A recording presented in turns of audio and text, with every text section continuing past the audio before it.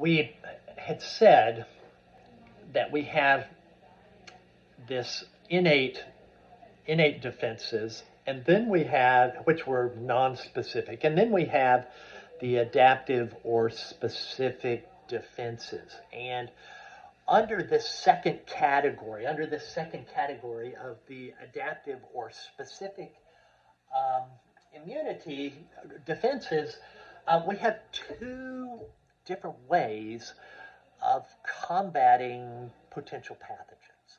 And one of them is going to be involve cellular immunity. And this is where you have cells that go out and find a pathogen and kill it. It's a cytotoxic attack. And this is going to involve lymphocytes. So remember from the chapter on blood cells, we had said that we have these small leukocytes, which were called lymphocytes, and we'd said they're going to play a major role in immunity. Well, these lymphocytes, there's two different categories of them. There's the ones that we call the T lymphocytes, and these are going to be the ones that are going to be functioning to go out, find a very specific pathogen and kill it. Oh, and then there's another kind of a T cell we'll talk about that helps this process along, called a helper T cell.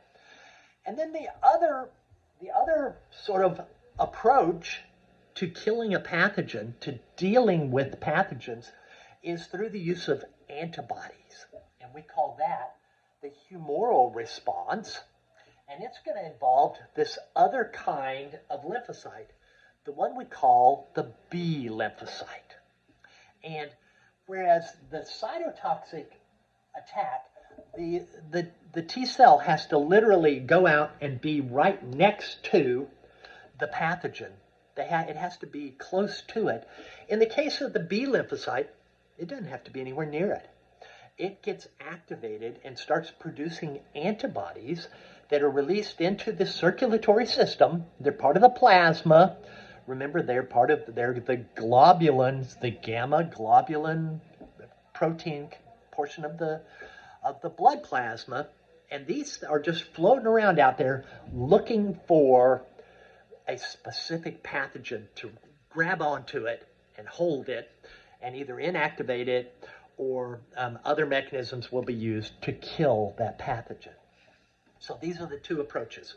The next two slides actually, I'm going to talk in detail first about T lymphocytes, and then on the next slide, we'll talk about B lymphocytes.